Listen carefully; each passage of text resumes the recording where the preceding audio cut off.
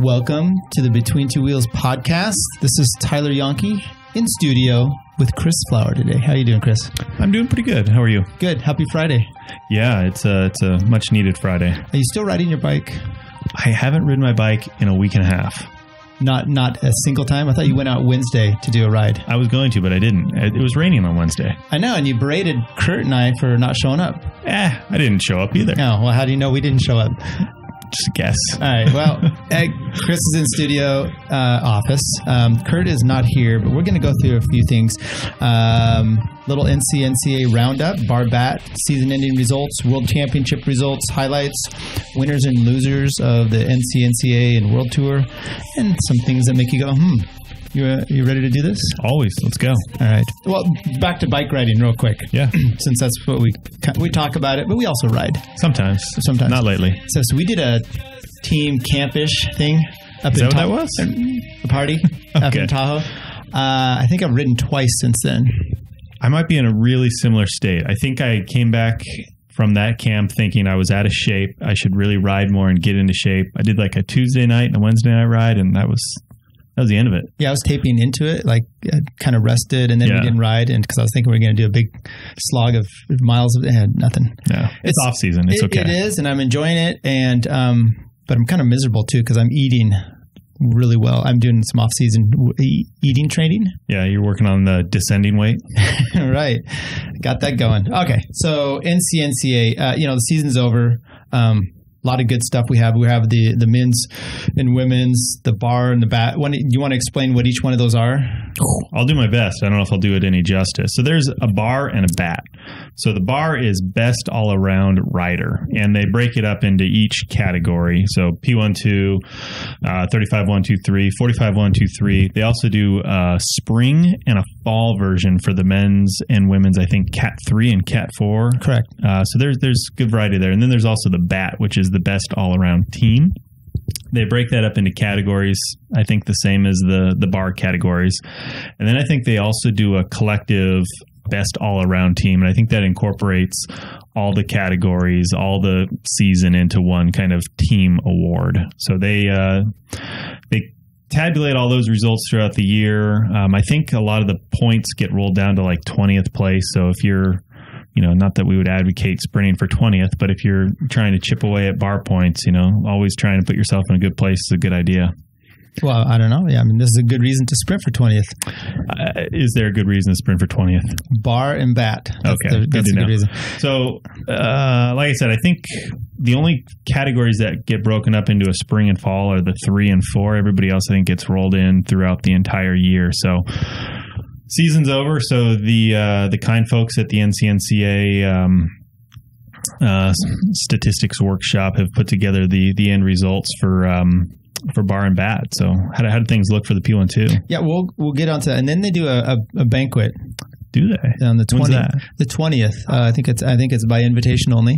So I'm not sure if you're going. I didn't get an invite, and I'm busy. I'm trying to do I heard you had a golf tournament. I'm trying to do. Well, I contacted. I think I'm trying to work it out where I'm actually going to go, just to kind of do. If everyone hasn't gone before, I'll check it out, see how the food is. Do a little podcast from there, talk to some people, see, there's some people here if you're honored and you're going to show up.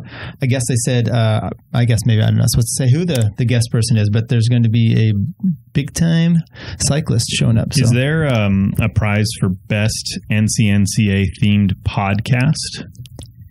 I think you I don't even know if we'd win that, but might be in the running. I was going to say at least we'll be in the running. Cross your fingers. Yeah.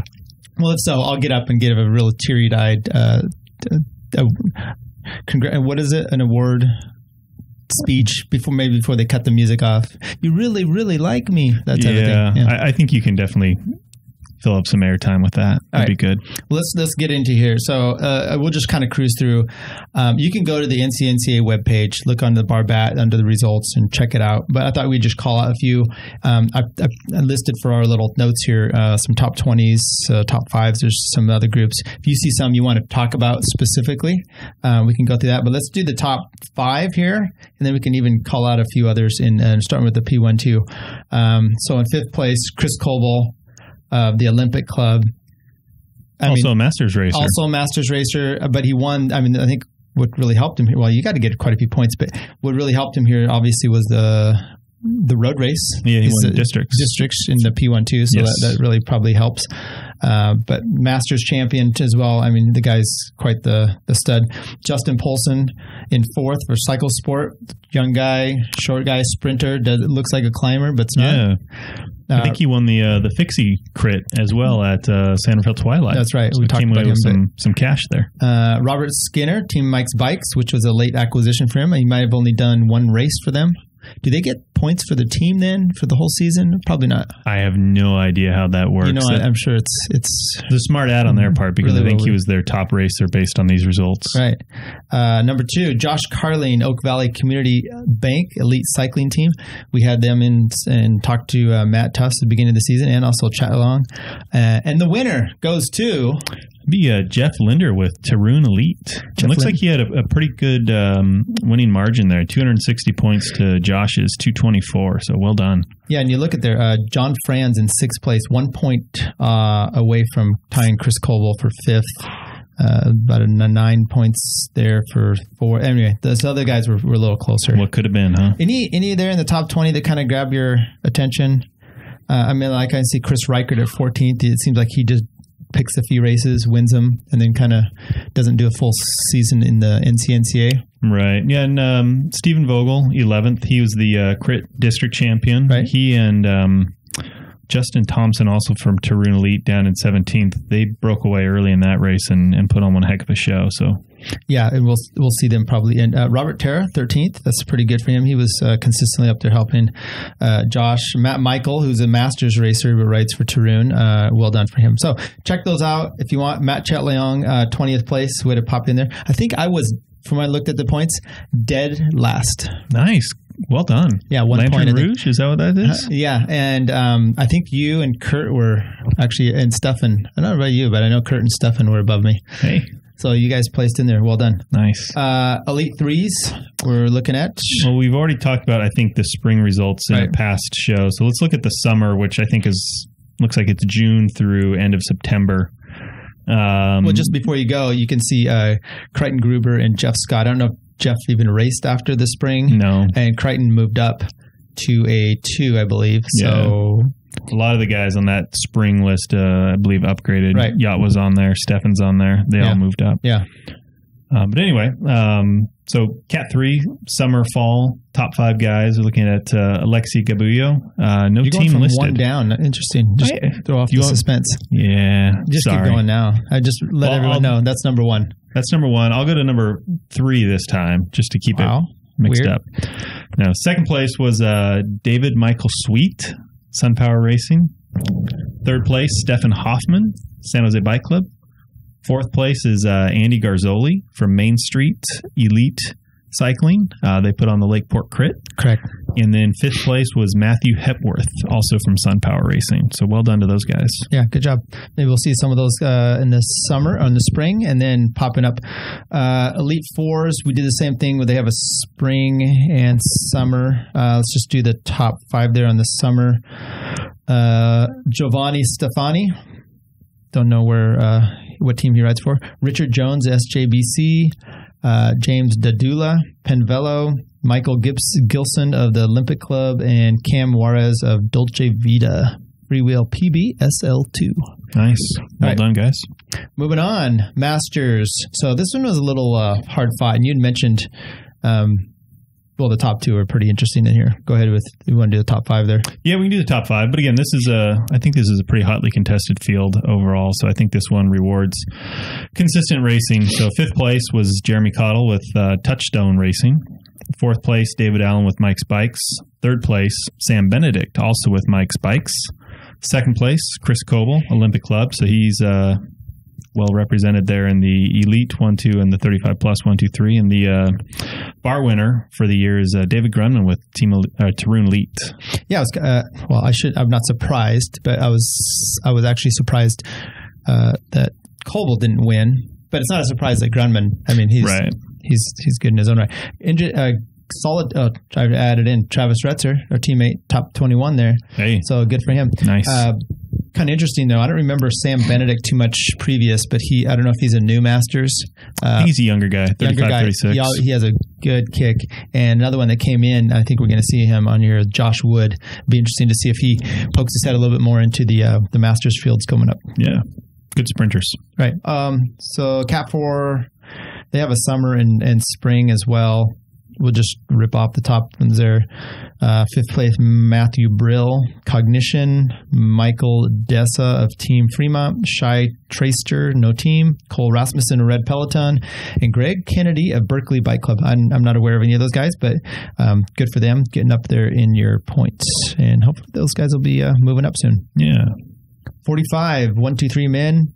It's another strong field, and a lot of really good racers in here. It looks like 5th place is Richard Nichols with Race for Research, I believe. 4th place, Rick Reinhardt, a local guy, a regular on the Wednesday night race ride out here. And the state / district champ for the 49 or above, whatever that is. Sure. It's above the whatever when I was in 45 to 49, and he's above that. So he's in the 50 to 54? Is that what it is? I don't know. If they're 5-year break. It sounds like the math works out. Yeah. You sure they don't do like a 45 and a half? I mean, our lifespans are getting... It's true. But yeah, district champion, right? In the criterium. Right. So he's got a cool jersey to wear around town. 3rd place, Sean Smith, also with R4R.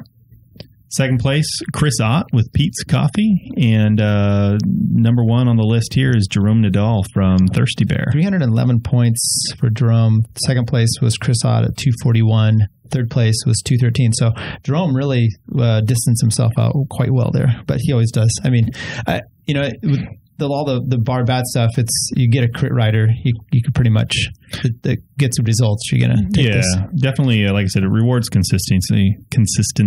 Some other names on here that kind of jump out would be 12th place, Jason Graffath from Thirsty Bear. He came in and talked to us at the start of the year and talked about his team. A couple other local guys, Chris Baker from Touchstone, Scotty Fonseca from Audi at 7th. So a lot of good names on there. Scott Giles, who's a district champ in the 45-49, I guess we just determined. Yeah, road race, right? Crit. Oh, okay. Former road race national champion, I think 2015. Yeah. So impressive. And I think he won the Chico road race, 35 plus. He can race well. Time trial. What else do we have here? This spring, summer 45s, Masters. Michael Dessa won that in Team Fremont. John Sullivan in 2nd, Bob Corman in 3rd. And the last one for the men's, the 55, 1, 2, 3, 4. Wow, go through there. Joe Foster won that for Thirsty Bear. Somewhat of a tight race with Matthew Tethrick of Team Hammer Nutrition and Tim Davis in 3rd with Cycle Sport. Anybody catch your interest there? Kevin Metcalf, Larry Nolan, 8th, 10th, and 8th respectively. Yeah, it was. I think we talked to Larry at the Chico Criterium. So good to see him there on the list. National championship stripes. Yeah, I think that's kind of their part of their team name there as well. They're the California National Champions, so they got a couple guys in the top 10 there. We can't go on that. All right, let's go to the women. Strong racing field for the P12s. Yeah, definitely. Got some points going there. This is a pretty impressive one for us. Let's start with 5th place. You want to do those? Yeah, so again, if you looked at the race results throughout the year, the top 5 were always right there. I think you probably see these 5 in the top 5 almost every time. 5th place was Casey Myers from Chico Cycling. 4th place is Marissa Axel from JL Velo Cycling. 3rd place, Melanie Wong, no team listed, but I believe she's with Mike's Bikes and did some guest riding with Point S Racing at some of the bigger races. Colorado. 2nd place is Hannah Mugu with DNA Cycling, and 1st place is Ellie Velez, no team listed, but I know she also did Colorado with so did Hannah. Amy D Foundation. Yes. Yeah. I don't know if Hannah was with Amy D, but I mean, at least those 3 were all out there guest riding. Correct. Yeah. 235 points to 223 to 190. So those, and then the next one's 124. But I mean, those 3 were always in the mix and made it for really good racing throughout the year. And Eleanor, we ride with her on Wednesdays, her and her dad, and she's pretty strong. Incredibly strong. It's good to see. She works with, or she had at least with Matt Chat. Yeah. What are we out here? Women's Summer. You want to do those as well? Top 3 at least. Yeah, we can do top 5. We've got 5th place, Christina Davis, San Jose Bike Club. Looks like Kate Janke from San Jose Bike Club in 4th. Ariel Little from Sun Power Racing in 3rd. Eleanor Weisman from She Spoke Racing in 2nd. And Haley Nielsen, also from She Spoke Racing, in 1st. Okay. Women's 4 summer. There was only 5, or maybe at least I only put 5 in here. Rebecca Bermudez, She Spoke. Emily Weiss, no team. Ariana Pasquarella, no team. New Novita, no team. Madeline Franchetti, She Spoke. And then we'll just do the last one here with the women. Women's 35, 1, 2, 3. Jennifer, let's start with 5th. Meredith Stowe Christie, Thirsty Bear. I don't know, women. Thirsty Bear had a women's team? Yeah. Jennifer Wong, Thirsty Bear. Sarah Leipert, Cycle Sport. Amy Moore, She Spoke. And Ivy Wang, JL Bello. I do remember that now when Graffath came in and talked about women's teams and that they trained together, but right. They didn't allow them to travel together because I'm just kidding. Team rules. Yeah, team rules. So that's the bar for the year. So well done for everybody that came out, raced a lot, and got some stellar results. Yeah, we thought we'd mention that. I mean, look, these people race all season. Yeah. Give them some credit here. They're going to be able to go to the banquet, have a good time there, get honored. I think it's maybe in the top 3 that they're showing off at the banquet, but. Either way, it's something that they worked at, and obviously it's a lot of work. So now the BAT, we weren't going to go through all of these either. We'll just pick out a few and start with the top 5.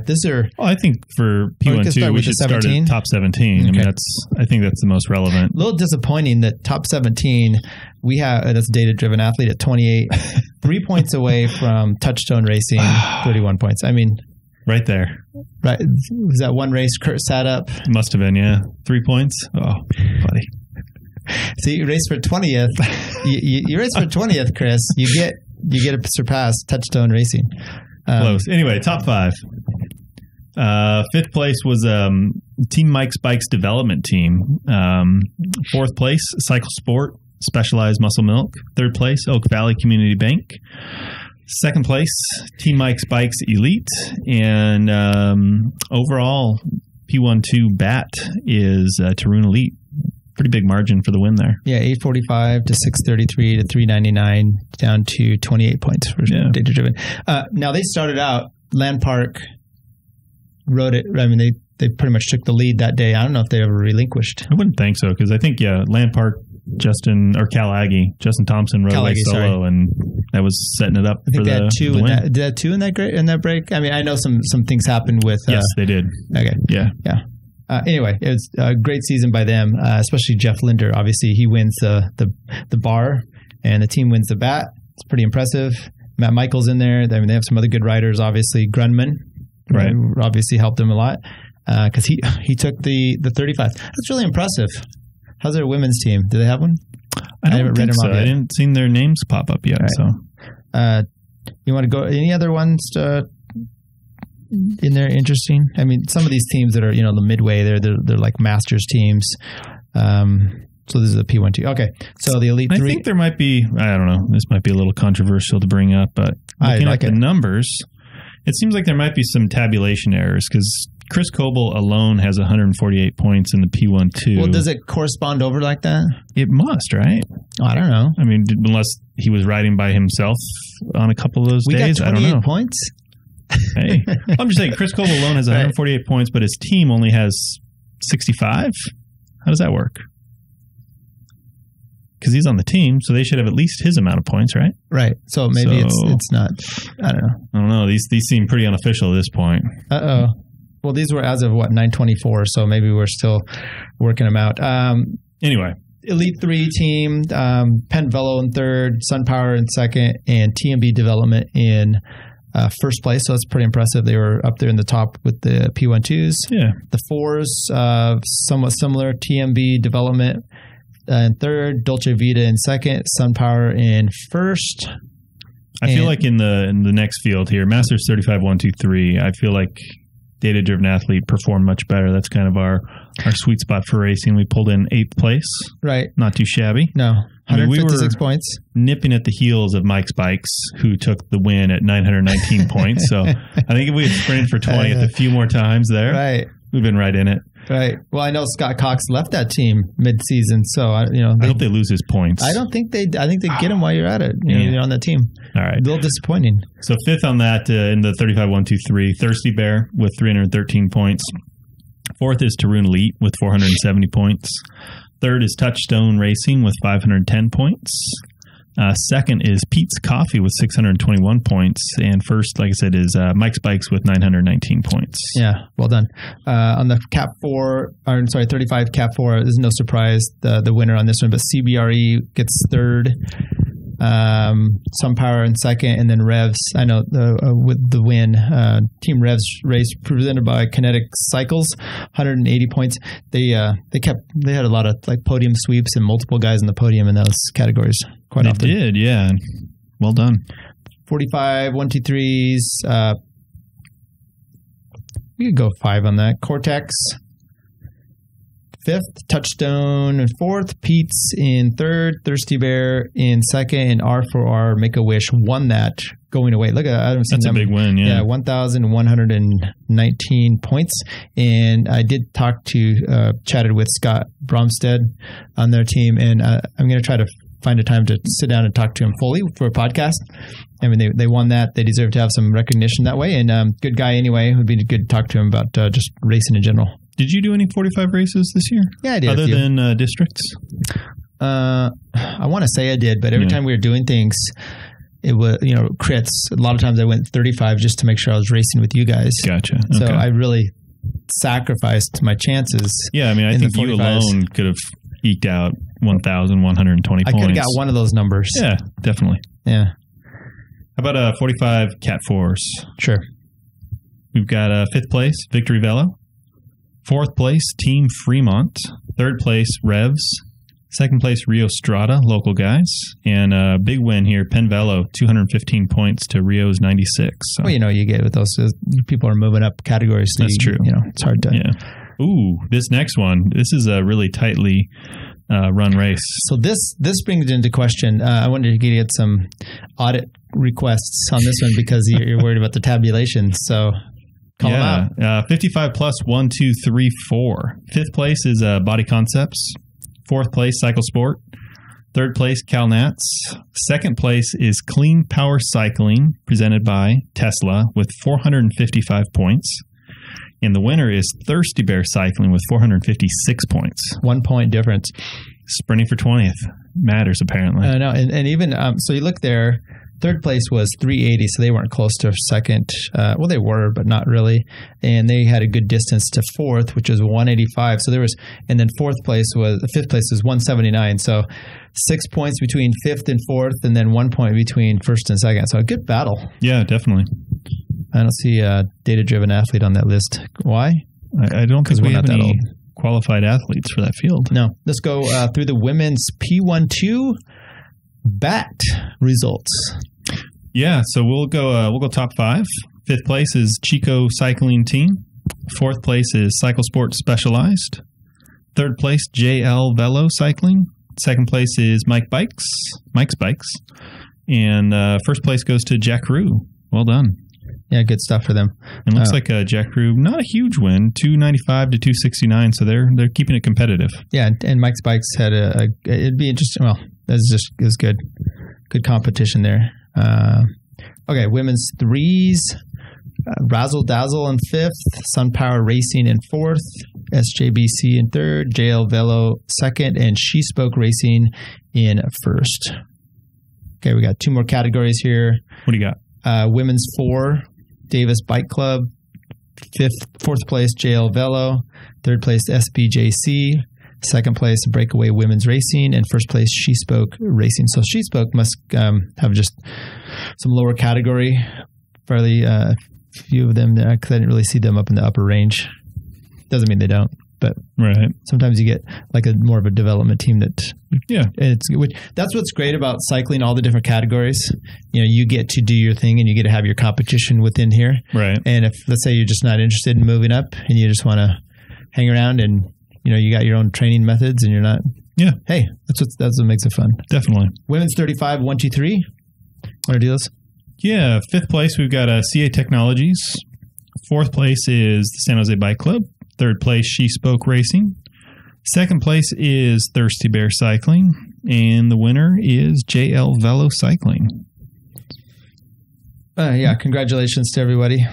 And then I think the final award here that they tabulate goes to the overall BAT. So basically accumulating all the points from all the fields to name kind of the best team in the land. Right. And does this combine men's and women's everything? It looks like it does. Because that's the way I got it from. Yeah. Did you check those numbers to make sure they're correct? So there was a little bit of chatter about that early on in the year because like Mike's Bikes, for example, they've got Mike's Bikes, but then they also have Mike's Bikes development team. And there was some confusion as to whether or not Mike's Bikes was getting the Devo team points rolled into their total points. And I think initially they were, but supposedly that was cleared up and resolved. So I believe these numbers should be accurate. They're separated here. Right. Yeah, I haven't seen the audit on this, but you want to drum roll and present top 5 best area team standings overall. I'm going to declare the results invalid just from initial glance because I don't see us in the top 20 here. Right. So, let's go to the next topic. Yeah, this is ridiculous. No, it sounds about right. All right. So 5th place, San Jose Bike Club with 1,828 points. 4th place is Sun Power Racing with 1,863 points. 3rd place is Penn Velo with 1,961 points. 2nd place is Thirsty Bear with 2,065 points. And the winner with a pretty big win is Mike's Bikes with 2,609 points. So pretty cool to see. Not surprising that Mike's Bikes would win. They had a great season and they had team members across all fields, but cool to see a predominantly Masters team come in 2nd place there. So yeah, totally. Anybody can win. Anybody can win, and except for us, we're not on that list. No, we could have won. Right, would have had maybe 20 some points. I was just looking at R4R, Make a Wish, 1379 points. I mean, that's almost all from their, if it's tabulated, we think it is, all from that one Masters group. Right, pretty impressive. So I think that's it for Bar and Bat. So that, I think, puts a bow on the end of the road racing season. So aside from you going to the banquet, assuming you get your invitation. I haven't received it yet. Excuse me. I reached out last night. No, yeah. And then crosses starting. I think actually this weekend they're doing tomorrow and Sunday in Sacramento. 2 cross races already starting. Yeah. So hopefully we won't have any announcer taboos issues. I don't know if you heard about that. I heard some rumblings on the Instagram. Do you want to talk about that? We can get into that, Is that later on? I think so. Okay. Yeah. That's called a teaser in the business. Let's cut to a break. Okay. Speaking of a break, we can take one right here. I just, we've been in connection. We haven't pushed it very much, but Health IQ, sponsor this show. This week, my wife wanted to check into life insurance. Okay. So I said, hey, healthiq.com/BTW. Yeah. She said, what? So I sent her the link. Okay. And she went through the process. We're getting quotes. Good. And it gives you like 5 or 6 different ones. Really easy. I mean, they were able to take, health, weight, height, something like that. And they're like, oh, you guys following these parameters, you probably don't even need your Strava results. But if so, we'll end up doing that. My wife doesn't have Strava, but she goes to the gym. She works out, so she's fit as well. Anyway, good process. And, look, there's a lot of Masters racing out here. Yeah. You don't know what can happen to you.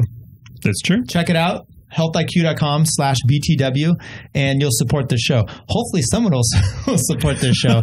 And I didn't have my wife necessarily sign up to see if we get any benefit out of that. No. But, she is using her maiden name. We'll see how that works. All right. Smart. Yeah, of course. Next on okay, so we had World Championships. I did a podcast breakout here this last week, posted where I talked about, I didn't go over the World Championships much because I wanted to have you guys come in, and I talked about commuting and some other things peripheral, but I want to talk to you guys about the World Championships and kind of just do a quick breakdown of some of the different fields that we have there. So Innsbruck, Austria, what'd you think of it? I enjoyed it. I think the big challenge that I have with it is just the timing of it is difficult to really catch it live unless you're really dedicated and you want to wake up at 3 a.m. on the West Coast. It did seem a little earlier than. Yeah, I think it did, but I mean that goes with the territory. It's in Austria, so it's going to be slightly different time zone there. But other than that, I mean, it was a really cool event. I always enjoy Worlds. It's a good way to end the season, and it's good, exciting racing. It's interesting to see the race strategies played out, not from a trade team perspective, but from a country-based perspective. Just kind of see guys who rarely race together come together and try to put a plan together. So it's interesting to see it's different. So many little interesting dynamics that you just talked about there, because you have guys, some of those smaller countries that may not have U.S. for example. Who are they going to support, right? So you were saying, it looked like Sepp Kuss was helping Roglic at one point. Why not? Yeah. But then you have the Italians who I think they go full into this, so they're on the front doing the work. I mean, it's a failure if you're not going to win, right? Right. And they didn't win. Yeah. And it's tough too, because if you are, like, say you're going into the last climb, and this is just a totally hypothetical situation, you're going into it with 7 guys and 3 of them are from your same country. It's not the same as the trade team, where the trade team's going to work for one guy. Ideally, the country will work for one guy, but there's a little bit of selfishness in there where it's like, maybe I can not go all out for so-and-so, and if I've got some legs at the end, I can win. I mean, it's a big deal to win a world championship, and I could see some guys maybe losing a little bit of that dedication to the team leader as they're coming into the finish. Right, because all season long, you're not still with that team. Right. And, it depends. Like, if you're with I'm just going to use the Italians as an example, because getting selected is tough for them. Yeah. So you may not do that with an Italian team if you're on that, because you're going to risk your selection possibly the next year. Right. But if you're just a little bit smaller, maybe Dutch, which you still have some chances, maybe you do that because that guy's not on your team. You're not going to be hearing about it all year. Screw it, Yeah, that's true. All right, so we had started the week off. First of all, Innsbruck was gorgeous to see, and I kind of liked it. It reminded me last year of the Norway, where you have a little smaller town. It's not these big ugly roads, and cool little area to look at there. So have the team time trial, we have time trials, and then we have road races. So I saw, like, the women, the juniors, they started in rain, but other than that, I saw good weather for the most of the time there. Yeah, it was definitely sunny skies. It was probably a welcome change for everybody. So, last team time trial, I think, that they're doing, at least as of this format with the trade teams. That's my understanding. As a matter of fact, I was under the impression last year was the end, but obviously not. And I heard that there's some idea from the UCI to roll out a mixed gender relay format moving forward. I don't know anything about it beyond glancing at a headline, so it looks like there'll be some type of team time trial in the future, but just relay. Totally different format. Are they going to pass the baton? I have no idea. I can't wait to see. Water bottle. I think they have to pass the water bottle. This is going to be ugly. Yeah. It's bad enough in the Olympics, like track and field, where they're dropping the baton. Right. But yeah, water bottle. That'd be interesting. Maybe it's like throw. I don't think you can throw it. That's not allowed. I don't know, something. Anyway, so that was covered in the headline. Right. No throwing the water bottle. So let's start with the team time trial quickly with the men's and the women's, the trade teams that go off, which is, once again, it's interesting how you're all countries, but then you're doing team time trial, it's trade team, which I think is a better deal than doing the countries, because you at least have a chance. Right. Because some countries, it's a financial burden to try and send a whole TT crew out there. Well, exactly. And as a matter of fact, when you're watching this, there's a bunch of teams I've never heard of before on the start ramp. Local team, because it's a little more like Raleigh's not going to go up there. At least I don't think they did. No, they did not. But they have gone to the World Championships and the team time trial before. So you have a lot of little smaller continental teams in Europe going, which they don't. It's just a chance for them to ride. Anyway, so last few years you've had Quickstep, BMC, and Sunweb winning it. Right. And this year you have. I was watching it, and Mitchelton Scott starts out red hot. I mean, they're leading all the time time checks, and at the end they're down a minute, and Quick Step gets the win. So it was Quick Step, BMC. No, Quick Step, Sunweb, BMC. That's the 1, 2, 3. Yeah. Okay. And BMC's last swan song at their attempt to do all this. So I saw TJ was on that TT team, but they just didn't quite do it.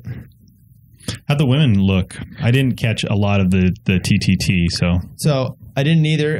Canyon SRAM won the women's, and very impressive. They finished with all their riders. Oh, cool. Yeah, and I think it was Bulls Dolman was second and Sunweb third. I want to say I probably have it listed here somewhere, but that's what it was. Let's go to the results.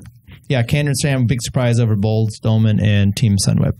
Nice. Do you like watching the team time trial?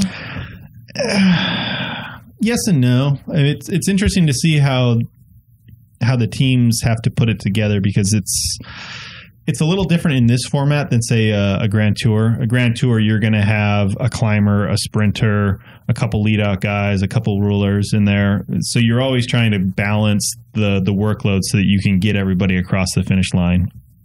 In this format, you're taking your best time trial guys. So you're not really worried about losing a guy. If you're losing a guy, it's by intention. I mean, he's basically selling himself out for a kilometer or whatever it happens to be. So it's interesting to see this format where it's, your best of your best of your best versus a Grand Tour format where they're, you're making do with the 7 or 8 guys that you happen to have on hand. So it's cool to see the speeds that they're able to carry for the duration of that course. And it's a good discipline to see. Too bad it's going away. I'd like to see them spice it up a little bit, maybe like really fast descent. Just that's all they do. Just start at the top, team time trial to the bottom, ready, go. Yeah, I mean, they're in the like follow car is just an ambulance. Yeah, they must have like some bobsled courses or something they could jump into and just let it rip. Well, let's go to the individual time trial. Did you get to see that? Unfortunately, I only caught a very small amount of it. All right. Well, I'm sure you know the results. You have Rowan Dennis just crushes Dumoulin, and Victor Carpenarts beats him by 121. Those two were like a second apart, I think. And I did make a note here that I did not see. I think it was Campenarts a few years ago had not Match.com, but he was making a request for dates on his shirt. What jersey didn't he have that? He did. Yeah, it was like I forget. You it was beat me. Yeah, it's very odd. He got a date and it didn't work out so well. So. Anyway, Rowan Dennis, very impressive. He's had a good year with the individual time trials. Women, Vanneviek van Vleuten, and her Dutch teammates, they also go 2, 3, and 6. But USA were 5th, 7th, and 10th with Lee Amber Neben, and Taylor Wiles. So three in the top 10, pretty solid as well. Yeah, and I think Van Vleuten is a repeat champion. Yes. Yeah. I think she had a pretty dominant win in this one as well. I don't know the time gaps, but she crushed it. Yeah, as you would expect. Any U23 and we could just talk about some real quick over here. Some things that stood out to me were on the juniors and the U23 stuff. The Belgian Remco Evenepoel doubles up with a time trial and the gold road race. Pretty impressive. For the juniors. Okay. Right? Yeah. Also heard he just signed with Quick Step. So he's going to actually kind of forgo the U23 route and just go straight there. We'll see what happens with him. I don't know if they're in the news with transfer market losing Gaviria. You brought that. Right. And I guess they're having some sponsor troubles, but. Yeah, I think it's a financial thing where if they can lose Gaviria and pick up a junior for free, I guess it works in their benefit. But I went through the stats on this guy, which were, if you go to like procyclingstats.com, it's ridiculous. 44 victories in 2018. 44 races in 2018, 31 of them victories. He's had 5 second places, 1 third, and then all the results were in the top 5, except for 5, a 40th, an 114th, an HD. I don't know what that is. 11th and a DNF. And I think it was his last 30 races. Or 28 races straight. He won. It's impressive. Yeah, it's not like he's just doing Lampard crits. I mean, he's over there in Europe riding well. So very impressive. Another quick one there from the juniors, Laura Steger of Austria. That was her hometown.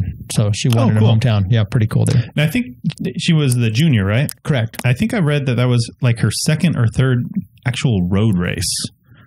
So I think she comes from a cross background. Okay. So obviously she's riding bike. Well, she did have jean shorts on. I don't know if that looked like it was all new to her. But yeah, I mean, for that result in your hometown, that's impressive. In the U23 on the TT side, Michael Berg from Action Racing, repeat champion. Oh, was he with Action? Yeah. Okay. So I knew his name sounded familiar, and I knew he repeated. Last night, he tried to take on the hour record. Okay. Came up about 800 meters short of Wiggins' mark, and set I think he's Danish. We'll say he is. Set the national record for that. So to come up only 800 meters short, being as young as he is, I think he's got a good shot to take that on in the near future. Right. That's, a double champion. I mean, U23 is no small feat. I mean, you've got Nilsson in there. I don't know if he did. I think he did the time trial. He did, and McNulty. Yeah. So those guys didn't have their day, but, U23. Right. Any other U23 juniors, women's, TT, ITT that you want to talk about before we just jump right into the road race? No. Okay. Road race. Do you see both of those for the elite men and elite women? No. All right. This is going to be exciting. So I saw the last, like I said, 40K of the men's, and I saw maybe the last 5K of the women's. Well, then you've got it. I did notice the course was interesting. I think this is the reason that Sagan did not win. It wasn't a pure circuit. All of them, last 3 years that he's won have been circuits. Yeah. I think Abu Dhabi was. I know Hamilton or Richmond was, and last year was. This one was like a point to point with the little loops at the end. So, I mean, you get a circuit, he's going to win.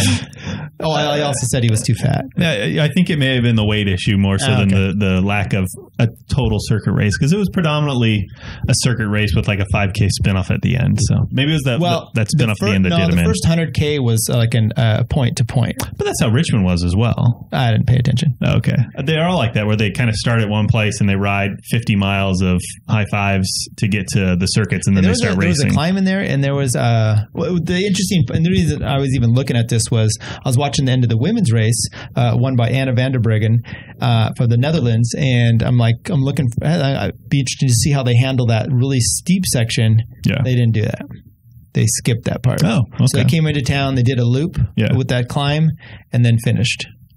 Whereas the men came in, did I think 2, and then up that steep 28% crap that was just hellish. The finishing climb, you mean? Yeah. So Anna van der Breggen wins that. Amanda Spratt of Australia in second.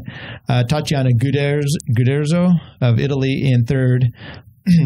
Top American was Ruth Winder in 10th place. And I think, I was watching the last bit of that, and up the final climb, Corn Rivera is still there in the front mix. It was pretty impressive. She was hanging on, and I guess she had been off in the break most of the day too. Yeah. So really good riding by her. Now, if I recall, Van der Breggen, she pretty much soloed away from quite a ways out, right, and just held off everybody. Right. Yeah, for a 340 win. Do you have all the results there in front of you? I have the top 10. Where'd Van Vleuten finish? She was 7th. And she finished with a broken knee. She had crashed early on and still was able to gut it out and put in that result. So that's impressive. 7 minutes back, though. I mean, come on. Yeah. What are you going to do? That is impressive. Now, I saw the headline for that, and it made me queasy, so I didn't click on it. Broken knee. Explain more. Is that like dislocated kneecap? Sure. I have no idea. Okay. You didn't look at it either. I saw the headline. I was like, that's impressive. Either way, something broken. Right. I mean, more than just your heart and your aspirations. If I get tired, I quit. So right. And then Ruth Winder, just a hint there. That's a teaser. She might be somewhere soon on the 20th. I wouldn't know. I'm not invited. Right. Any other American finishers in there? I thought Katie Hall, I think, was 21st. She did pretty well, I thought. Yeah. And time-wise, she was right there in that mix of She was in that group of finishers, that was right there. So, 21st, 7 minutes back. Yeah. Impressive. It was, yeah. All right, let's go to the men. So, I mean, look, that one was I think to me, the thing that stands out is a few things. Who the winner was. Well, the top three. We had been conversing the night or two before on text. Yes. And you had been watching like more of the younger U23 road races. And you said, hey, I don't think it's enough of a climb to really shake out. It's going to be a pure climber's course. Now, what I hadn't looked at closely enough was that no one else was going up that super steep section. Or riding as long, apparently, and doing as many laps. 256K, right. Makes a difference. But this is a great selection of the top 10 here of stage race riders, one-day rider. I mean, it's climby guys, but I mean, you got Michael Valgren in 7th, who made a valiant effort there at the end. He's not a GC guy. Right. But anyway, I thought it was really impressive. You want to go through what you thought and maybe some results here? Yeah, so like I said, I caught maybe the last 40K or so. I tried to wake up early to catch it live, and it was a situation of really kind of falling asleep and waking up and falling asleep and waking up and kind of catching bits and pieces. So when I started watching, there was a break of 5 away. I think Rob Britton from Raleigh was up there. Rob Britton from Canada was up there. Tobias Ludvigsen from, I think he's Swedish. He was up there. So a bunch of really big guys were up there in the breakaway, just kind of setting pace and keeping their guys in a position where they could be saving their legs. So, Rob Britton up there working for Michael Woods was cool to see. A small country getting those kind of results. But it's a pretty big country. Well, okay. Land mass wise. Yes. From a population standpoint, they're not the biggest. But no, I think it was just really a race of attrition there in the last 5-10K of who could hang with the leaders going up the steep climb and who couldn't.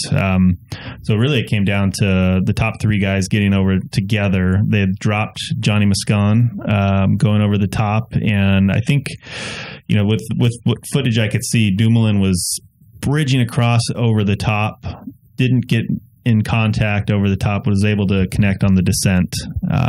And then just, I think he was just too roasted to even contend the sprint there. Yeah, he really had to close that down because they were working, and Mike Woods had said, so the top 3 were Mike Woods, Robin Bardet, and Alejandro Valverde, and Woods said they all communicated and were committed. And you can see that up until like the last 800 meters when they stuck Valverde into the... So guys that I was expecting to do well just did not. So I thought Kwiatkowski was going to do really well. He came off, I think, with a lap and a half to go. He just blew up. Alaphilippe, I think we had talked about him being a really good contender. He got dropped in the steep component of the climb. So it's interesting to see how some of that shook out. Both Yates brothers just got blasted out the back.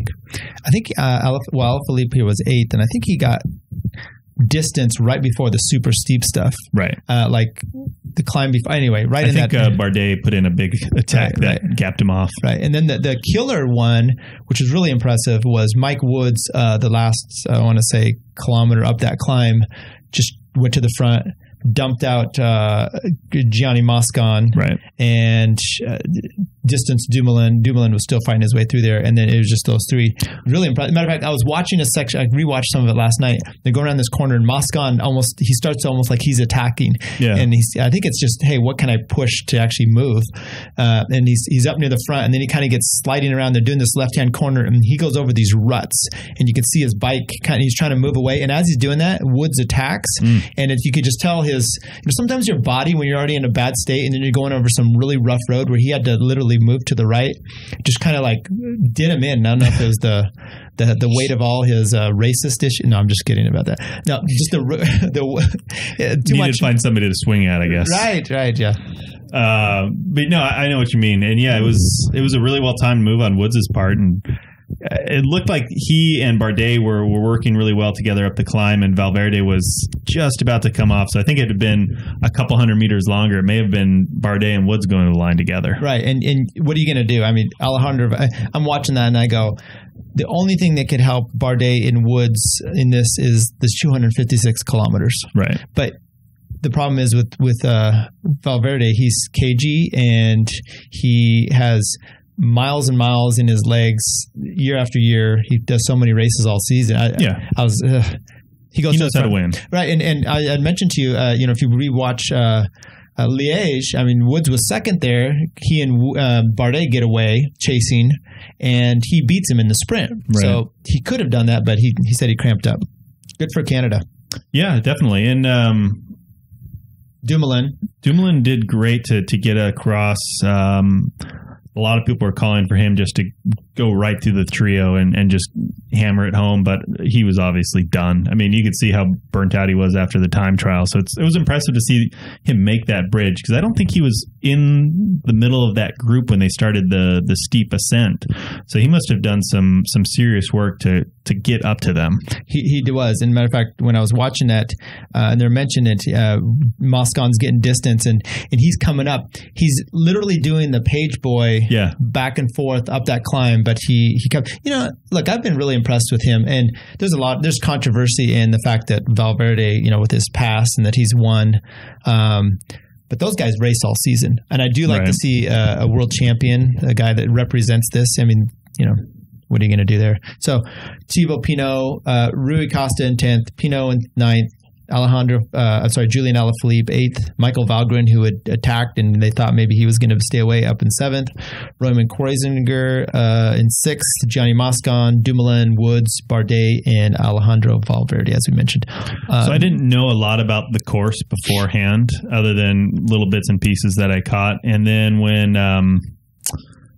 who was it that put in the big attack there? Valgren? Yeah. I thought maybe he had a shot, and then they hit that climb, and I was like, what are you thinking? I mean, I guess you're just racing to animate the race, but goodness. Well, yeah. And look, they hadn't gone over it yet that day, so that's true. He's hoping, right? Hey, you never know. Yeah, but that was an imposing climb. I don't know if he would have got 7th if he hadn't have done that. That's true. That's true. All right, so some winners and losers for you. Well, who was the top American in that race? It was I think it was Brooke Walter at like 68th or something. 63rd. 63rd. 14 minutes back, not terrible. No, I mean he's a good rider, but who are they pulling? We didn't have a chance, I guess, this year. Right? Yeah, I think unfortunately. I was kind of hoping to see. I'm not sure what the plan was from the team's perspective, but I thought this course may have suited Cuss better than his results would suggest. Right. I would like to see what he could do at up that steep climb at the finish, because that seems to be kind of his game. Right. So I'd say it goes back to your first initial comment of the 256 kilometers. This kid's new. He just came off of the Vuelta. Matter of fact, I think it was a cycling podcast was talking to him midway through, and he's like, oh man, those first 11 days felt great. And then I think the last bit of that tour just wrecked him. Yeah, that's what you would expect. A big undertaking. Right. I mean, that's the most he's ever ridden in a time. So, but some winners and losers, a World Tour and Northern California. Oh boy, hang on. Let me get to my notes here. Well, your notes are not really indicative of. They're particularly relevant for Worlds, for the World Championship. I said Mike Woods, great result, and just good to see him make that next step in terms of his kind of racing career progression. This is a bigger result, I think, than he's had on like Wollonga Hill or something. So it was really cool to see. Also in the Woods train of thought there, Tiger Woods. Right. I'm not sure if you caught the PGA Tour Championship, but good to see him get a win in first time in 5-6 years. So yeah, is it good? It was impressive. You were happy about that? I wasn't so much happy. I'm not a huge fan. It was just cool to see, because the sport needs him in it, and it was cool to see the fan base turn out for him. The 18th green was just a total circus. I mean, there were people everywhere. It was cool. So great comment. And what does cycling have to do to get that? I mean, is it Sagan? He just came out with his book. And his book is not going to help. I can't imagine that's going to bring people out. It's just, I think Woods has that panache and star power that, Sagan is on his way. But if you think about how many years Tiger Woods was the guy, I mean, a decade or more. So Sagan's got to keep at it. And it's hard to say if he's got that it thing that Woods has or that Lance had. So, I mean, winning's great, but in the USA, I mean, people don't really care about the World Championship. They care about the Tour. And so they need somebody that's of California. Exactly. Well, I was thinking of like Dubai. There you go. But yeah, they need somebody that's going to be a big, dominant, in-your-face stage racer. And right now, I don't think we have that. Guanxi That's coming up. That's 2 weeks out. Don't forget. I know. No, I agree, and it's tough because I mean, what do the winner is Alejandro Valverde, and he's getting on this top step. It looks like Jim Furyk took his hat off. I mean, I'm like, oh, he's going bald. Sweet. Looks like Tiger Woods took his hat off. Oh, I haven't noticed that yet. Yeah. So, I don't know what you do with cycling. We had that. I mentioned it in the last one, but you had sent me that article, that long ass article that Neil Rogers wrote about the demise or whatever of USA cycling. Just cycling in general, besides the World Tour stuff, what are you gonna? I don't know what you're gonna. You know what? Maybe it's gonna be Floyd Landis and his new team. We can talk about that in a little bit as well.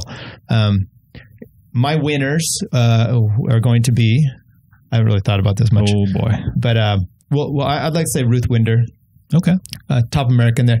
The women do well in cycling, time trialing. They always seem to get there. So she's had actually a good season. The Giro, I think she won a stage there, I want to say, or had the Megla Rosa for a while. Top 10 at the World Championships. Pretty impressive. As far as NorCal goes, I'm going to give it to Linder and his Tarun team. Okay. I don't know about losers. Losers, I'd say the U.S. men. There you go. I don't know if I have a loser. I didn't know that there was. Oh boy, I really goofed this up. Boy, I'll have to come back, hit Curt up for his winners and losers, and I'll get back to you with a loser here. Curt is the loser for that. Okay, I'll take that. How about we do? You want to do some things that make you go I'll come. We can do that, and then hopefully by then I'll come up with something for an adequate loser. So, okay. The obvious things that make you go would be Valverde winning championship at 38 against some very talented racers. A lot of people are up in arms about it because... Is it the age? Is that the only problem you have? Yeah, definitely. Not anything to do with doping in the past. And well, I mean, and I'll let you finish your thought here, because the question is, okay, but he half a bike length over Woods and Bardet. Does that mean that those guys are not 30 if he is? No, and or is it just his past, and so you don't want to give him a break for now? Yeah, I think it's the latter. I think it's if you think about sport, cycling and then maybe baseball are the two biggest that get doping attached to them, or PED use, and we're trying to turn this corner as a sport and be a clean sport, and then the guy that wins the world championship is a former doper, never apologized, never admitted any wrongdoing, claimed innocence, and just absolutely schooled everybody else out there. And it's just like, great. Is that really what we need? He served his time, Chris. That's true. And you can't fault him for that. And allegedly, he's still, never failed the test, right? So he's got to be clean. And I'm not suggesting that he's doping or anything, but it's just, it seems like cycling didn't want him to win. Like, for the most part, folks that saw the finish were probably pulling for Woods or Bardet or Dumoulin in that foursome. So I would agree with that. What are you going to do? But like you said, he races a lot. He is an active racer. He races in a lot of different types of races, whether it's the Ardennes Classics or stage races. So it'll be a good opportunity for the jersey to be kind of represented throughout the year next year. And I think he's doing Lombardia as kind of his first hit with that jersey on. So yeah, I mean, he'll represent it. I mean, the guy, I feel the same way. And I think part of my problem is Spain loves him. Contador, same thing. And they don't seem to give a crap if you've had some issues, but they don't like Froome.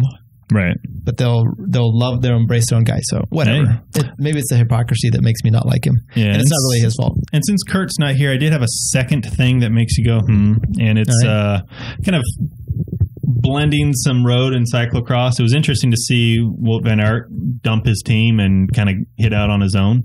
So I think as of today or yesterday, he's now officially on his own team racing by himself for cyclocross. And he tore up his contract with Willems, Krellens, Joker, Sniper, whatever team he was on before. So that opens him up to, I think, being in a position to be on a World Tour team next year. I think he's linked to Lotto Jumbo. I think they'll just be Jumbo next year. Does he have to sit out, or would they have to buy out his contract then? I think his contract is done. So you're saying 2019 he's good to go? I believe so, yeah. Obviously, there's going to be legal battles with his former team, but once that kind of... Someone will foot the bill to have that taken care of. I would think so. I mean, like, buy out and it'll be fine. So, yeah, it was interesting to see that play out because you've got a lot of people doing kind of mid-season transfers right now, but just to see somebody say, I'm out. I'm going to go do my own thing. So Gaviria, he announced that as well, and it's still in the transfer season, so he can do that. The article I read wasn't sure because he's going to UAE Emirates. Right. I wasn't sure if he was being bought out or if it was a transfer. I don't know. I imagine it sounded also like Quick Step was kind of giving the blessing of this. I think, Quick Step was probably money. We only had 69 wins. Right. But now it'll be interesting to see what that, not to completely take up your things that make you go, time. It'll be interesting to see what his performance is like next year because everybody that's been on Quick Step from a sprinter's perspective and has been really dominant has really benefited from on that team. Has benefited from their just incredible lead out. Right. Like Kittle left and he sucks. So how dependent was Gaviria on the lead out and will he have a similar result? And then does that put Viviani in a position to jump into the lead sprinter role? And will he be the guy at the Tour now, or how's that going to shake out? I'm just speculating. I think Viviani's success this year helped this decision. Yep. Like, okay, we can't afford to keep this guy. I mean, and I was also very impressed with Gaviria all year, especially in the Tour, of his ability to he basically jump on one guy and he had great lead outs, right? But then he does well. It's not like. I mean, he does well, and he's young, and he's got some talent. So I don't know. It'll be interesting to see that. I wonder if that opens a spot at Quick Step. I don't know what their financial situation is. What about Christoph? Wasn't he with UAE? Yeah, he is, but didn't he win most pies at? I think so. No, didn't he win stage 21 at the Tour? Yeah, I think so. I mean, there was nobody there he was sprinting with, but. Right. But Kittle's just had a terrible run at Katusha. I wonder if he'd take a pay cut and kind of come back to Quick Step and say, "Hey, I'm sorry, I'm a head case." I don't know. You give him some nice shampoo and gel, I think he'd take it. Yeah.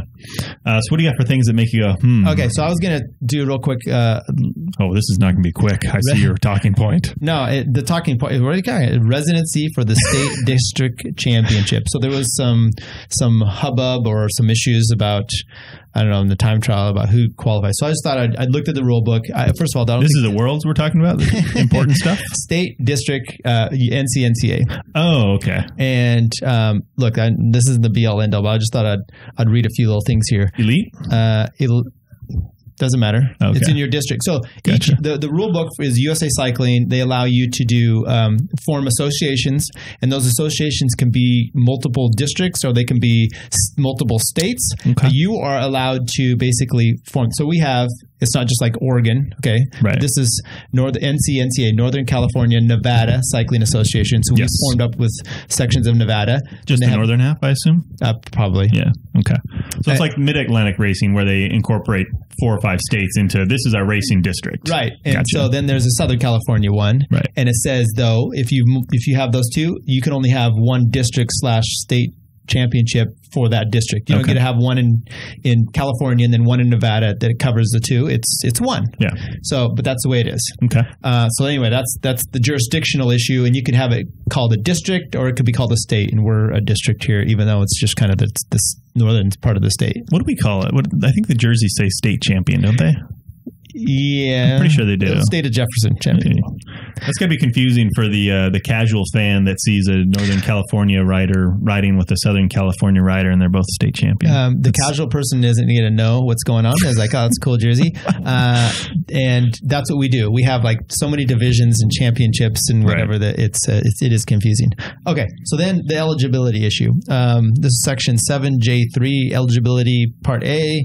To be eligible for a state championship jersey, and once again, state could be district, or medal, a rider must hold a current USA Cycling annual license and reside in the state as shown on his license. Now, is that the state in which they're planning to compete, or do they just have to live in the state in which their license is attached? USA Cycling annual license and reside in the state as shown on his license. Okay. So if you move out mid-season, are you required to get a new license? I think that jurisdiction holds you on that license until the next year. I would agree with that because it's an annual license, but I think it's unclear as to whether or not I can go and win the Washington State Championship. If my license says I'm in California and I live in California, it doesn't say in that rule that I can't go win in Washington. Well, it does. It says you must hold a current because you've got to show your license in that state. It doesn't say competing in that state, though. It just says you have to live in the license as shown on your state. Right. Why can't I win a championship outside of my state? Well, does your license say California or Washington? It says California. Well, then you can't go outside your state. Why? Because that state can only give you a championship for the district to which you are licensed in. I interpret the rule differently. Well, let's go back up here to local associations may offer state championships for specific categories and or events that are not being offered as a national championship. Local associations may offer different combinations of categories found at the, however, okay, that's not the one I'm looking at. There was one that said that only that allocated race structures. Local associations may combine several states into association, regional,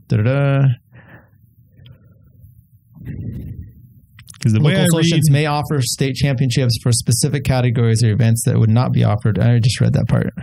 Because the way I read 7J3A, so to be eligible for a state championship jersey or medal, it doesn't say for the one in which you're competing. It just says to be eligible for a state championship jersey or medal, a rider must hold a current USAC license and reside in the state as shown on his license. But it doesn't say competing in the district in which you reside.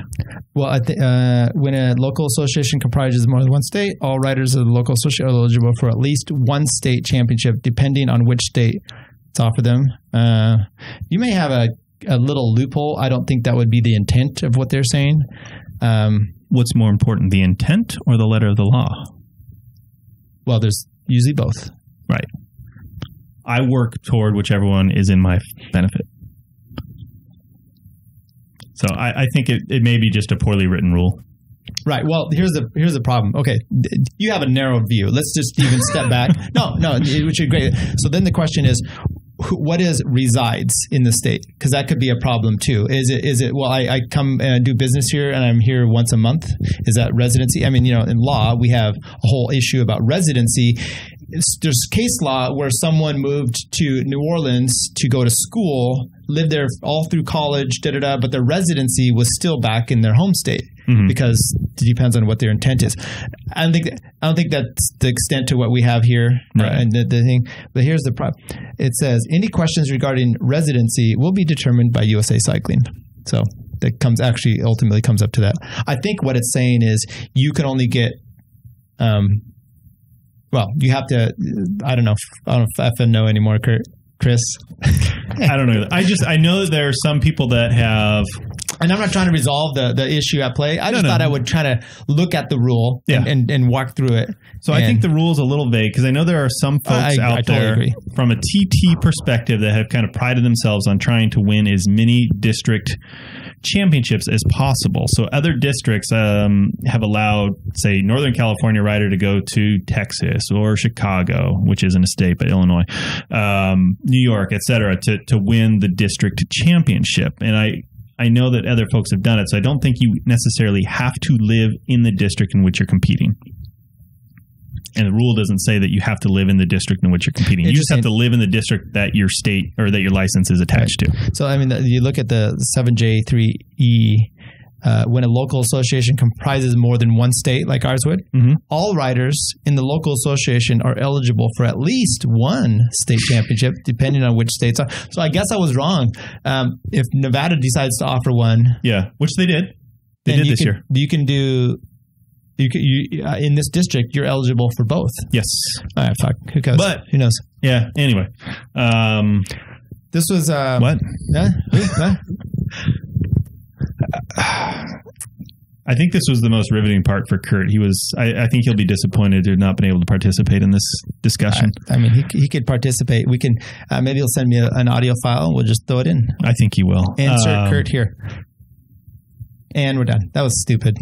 No, that was good. I think that came up actually as a big, well, again, these are all relative terms. That was a big hubbub 2-3 years ago with the Pescadero Elite Road Race, where the race director there said all other district riders need not apply. Well, they showed up. Guys showed up from Southern California, and then he's like, "You can't race." And I think they had actually paid. Yes, they did, and they said, So it sucks. My understanding from that, and look, maybe we can get some clarification at this banquet. Ooh. Is that they said, okay, you're eligible to participate. It'd be like course dates back when US used to do at Philly. Everyone race, but we're going to take the top one that's actually in the district that's eligible, what they consider eligibility for that district. That makes sense. Which I'm perfectly fine for. They should just put a little dot on their helmet so you know which guy not to race against. That would be good, yeah. All right. Well, anything else in that one? I mean, I'm not passing judgment on the whole situation. It just looks, as you can see, that there needs to be some clarification.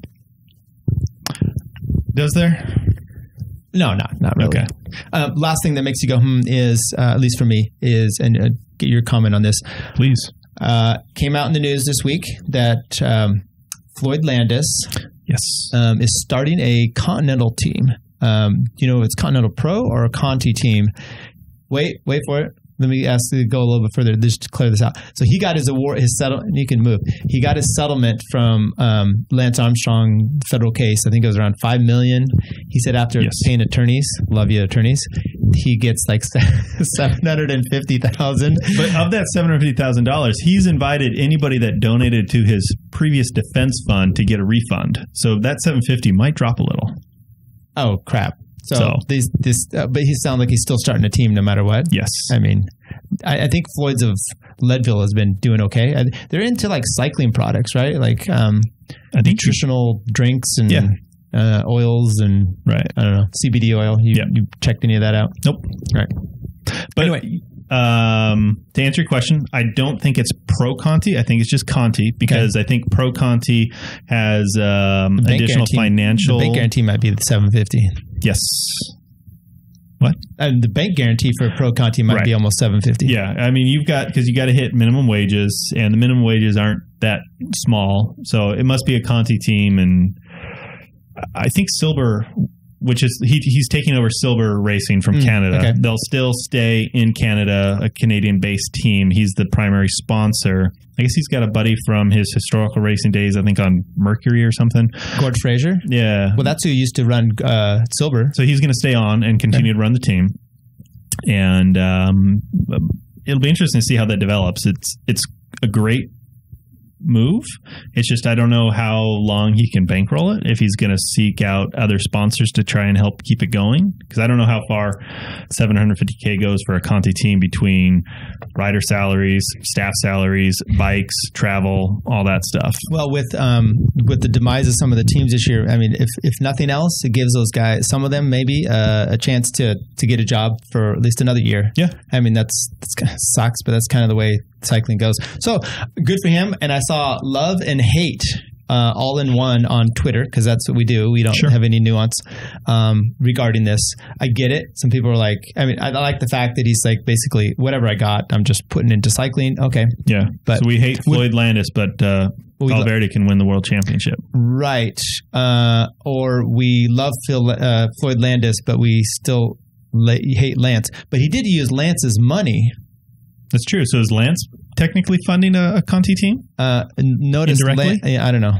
I don't know if it was willingly. Not willingly, but yeah. Other things of note, I think the Worlds was Megan Guarnier's last race. I think she's retiring. Okay. So she's I think roundabout NCNCA rider. Okay. So she had a great career. And then I saw today that the 2022 Worlds was awarded to Wollongong in Australia. It's about 40 miles. Wollongong? South of Sydney. It's about 40K south of Sydney. So it'll be... That's it for this week's episode 88 of the Between Two Wheels podcast. Cycling news, commentary, analysis, and interviews from Northern California. And this week, brought to you by Health IQ. That's healthiq.com/BTW to check out the rates that are best for you. As always, subscribe, share the show via iTunes, Stitcher, Podbeam, or whatever podcast service you use. For this week, the show is also on our Between Two Wheels podcast YouTube channel. Check Chris and I out side by side. Interact with us on our Facebook page by searching Between Two Wheels. That's the number 2. And the links will be in the show notes found in the description of this feed. And this is Tyler Janke for Chris Flower and Curt Mills. Take care.